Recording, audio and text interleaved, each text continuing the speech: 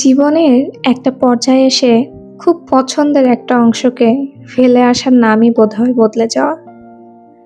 যে মানুষটা যত বেশি মানুষের আসল রূপ চিনেছে, যত বেশি ভুল করেছে, জীবনের প্রতি পদে পদে ব্যর্থ হয়েছে আর খারাপ সময়ে ধাক্কা খেয়েছে, ওই মানুষটাই ঠিক ততটাই শক্তিশালী।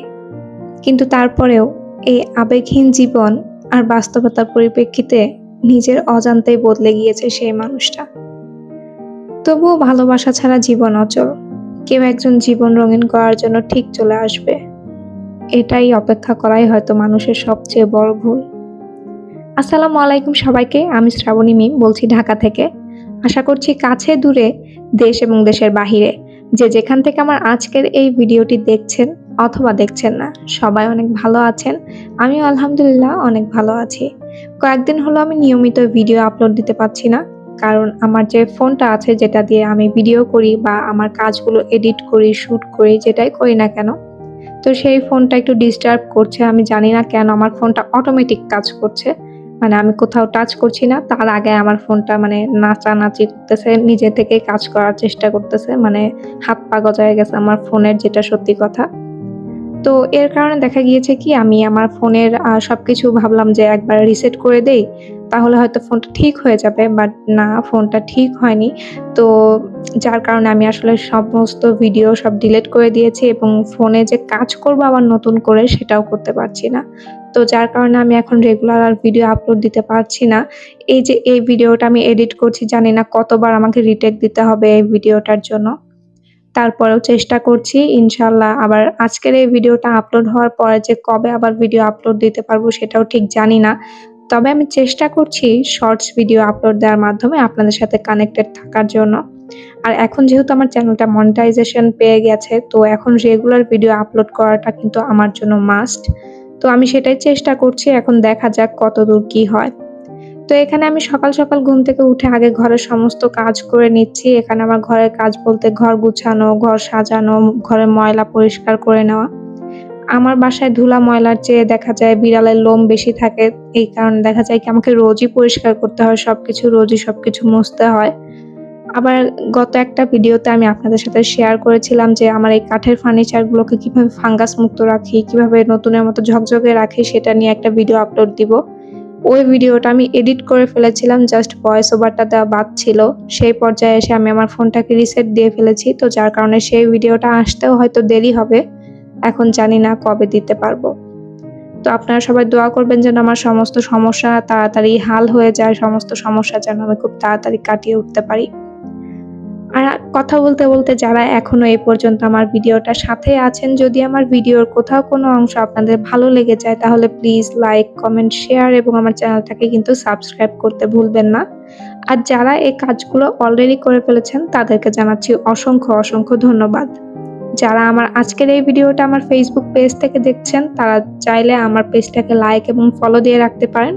আমার ফেসবুক পেজে কিন্তু আমি আমার লাইফের অনেক ডিটেলস আপডেট বা আপলোড করি, যেটা আমি ইউটিউবে করতে পারি না বা করি না সচরাচর, সেটা আমি আমার ফেসবুক পেজে আপলোড করে দিই। তো কথা বলতে বলতে দেখতেই পাচ্ছেন এখানে কিন্তু আমি আমার ঘরটাকে সুন্দর করে ঝাড়ু দিয়ে নিয়েছি, মানে সমস্ত ময়লা যা যা ছিল সেগুলোকেও ক্লিন আপ করে নিয়েছি, আমার বেডটাও সুন্দর করে গুছিয়ে নিয়েছি। এই সমস্ত কিন্তু আমাকে এখন একা হাতে করতে হয়, একা হাতে সকাল থেকে একদম বিকাল পর্যন্ত, মানে সারাটা দিন আমার কিন্তু দেখা যায় কি একাই সবকিছু করতে হয়। যদিও সন্ধ্যার পরে একটু রেস্ট পাই, আর আমার বাসায় খুব বেশি কাজ নেই বললেই চলে, তারপরেও যে এই কাজগুলো কিন্তু আমাকে নিজে থেকেই করতে হয় এবং নিজেই করতে হয়। দেখা যায় যদি আমি একবার বা এক বেলা এই কাজগুলো না করি, আমার ঘরে বা বাসায় থাকার মতো কোনো অবস্থা থাকে না।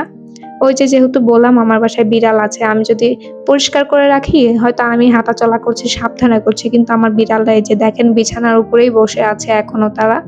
ওরা এইভাবে বিছানার উপরে দৌড়াদৌড়ি করে, ফ্লোরে দৌড়াদৌড়ি করে, তো যার কারণে দেখা যায় কি সবকিছু এলোমেলো করে ফেলে।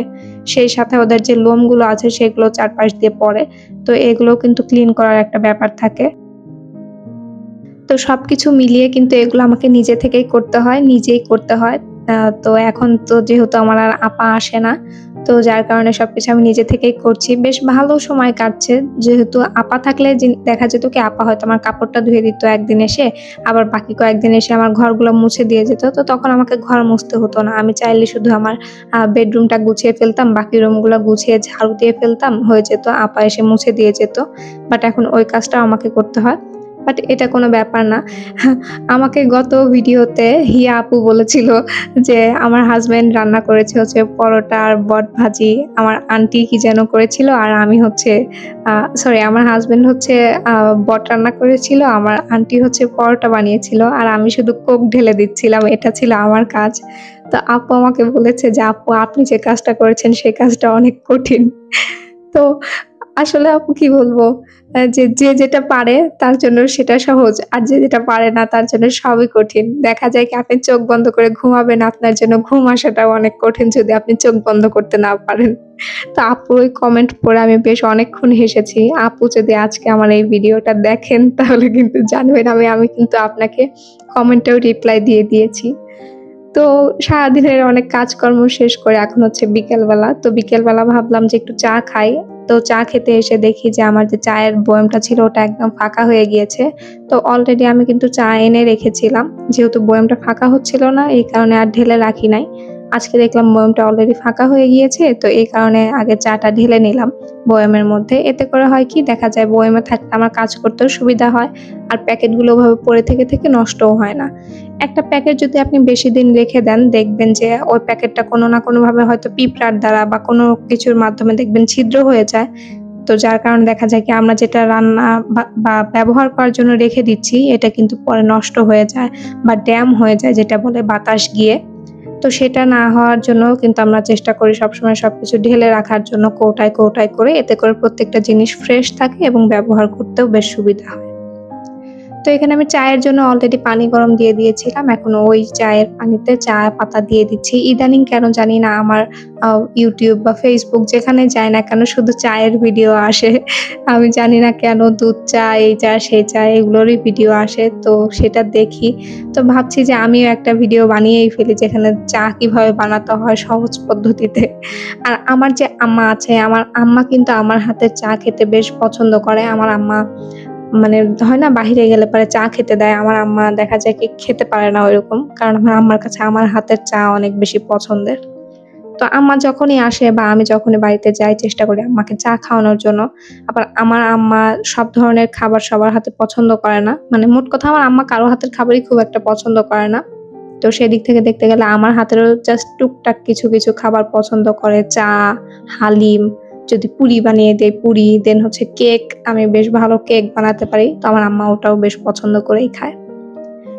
তো কথা বলতে এই যে দেখতে পাচ্ছেন এখানে কিন্তু আমার চাটা বানানো হয়ে গিয়েছে। আর এর মাধ্যমে কিন্তু আমার আজকের এই ভিডিওটা আমি এখানেই শেষ করব। যদি আমার আজকের এই ভিডিওটা আপনাদের ভালো লাগে অবশ্যই লাইক, কমেন্ট, শেয়ার এবং আমার চ্যানেলটাকে সাবস্ক্রাইব করতে ভুলবেন না। দেখা হবে নতুন কোনো ভিডিওতে। টিল দেন আসসালামু আলাইকুম সবাইকে।